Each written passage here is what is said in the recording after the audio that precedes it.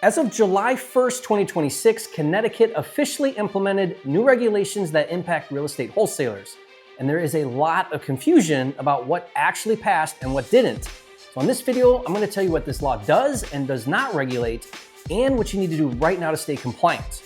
If you wholesale in Connecticut, you don't want to miss this video coming up.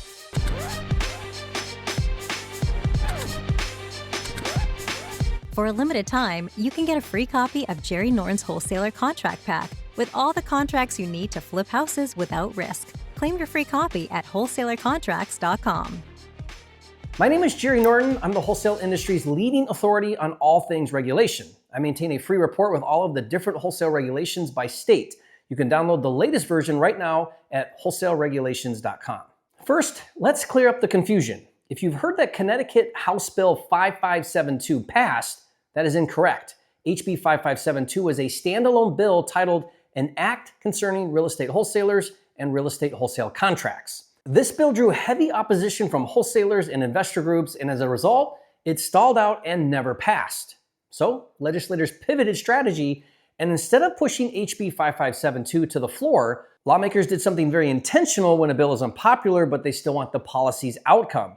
They lifted the consumer protection language out of HB 5572 and folded it into broader legislation that was less visible and less politically charged. Basically, the same wholesaling provisions were reintroduced inside a larger statutory package, not labeled as an act regulating real estate wholesaling. Instead, they appeared as amendments to broader existing consumer protection laws and moved with far less resistance. The result? The bill number may have died, but the policy survived. Connecticut now has a regulated framework for wholesaling that goes into effect July 1st, 2026. So, what did Connecticut actually pass?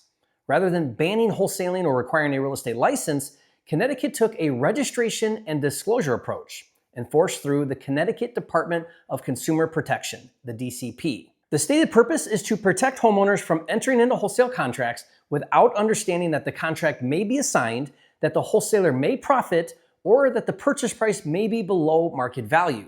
Sound familiar? This is the same regulatory direction we've seen in Ohio, Oklahoma, Tennessee, and several other states. So who does this law apply to? It applies to residential real estate wholesalers that 1, enter into a contract to purchase residential real estate, 2, with the intent to assign, market, or otherwise transfer that contract for a profit, and 3, without the intent to personally occupy or materially improve the property. In other words, if you wholesale residential property in Connecticut, this applies to you.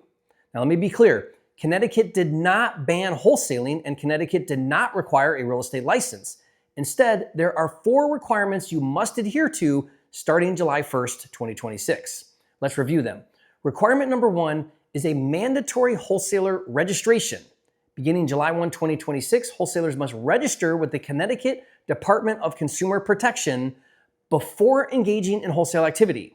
This is not a real estate license. It is a standalone registration similar to what we've seen in other states.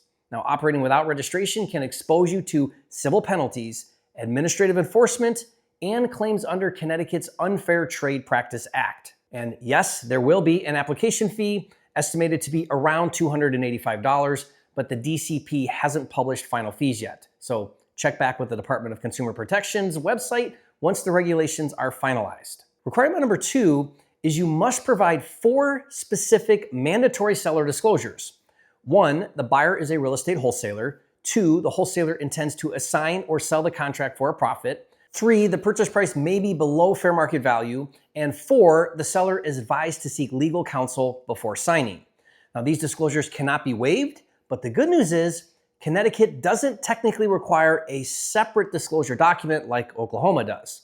The disclosures can be included in the purchase agreement, but they must be clear and conspicuous.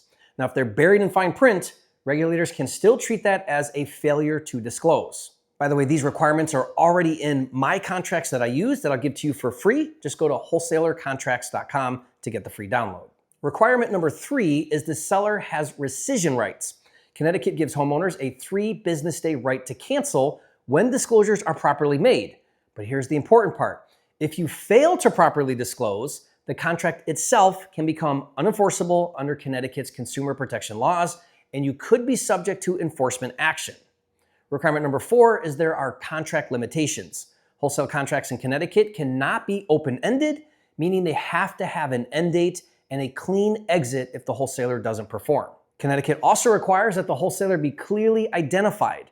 That means the seller has to know exactly who you are, how to contact you, and that you're acting as a wholesaler, not the end buyer and not their representative. Finally, you can no longer cloud title to protect your contractual rights, such as an affidavit and memorandum, or memo for short. The law specifically targets practices that restrict the seller's ability to sell the property freely.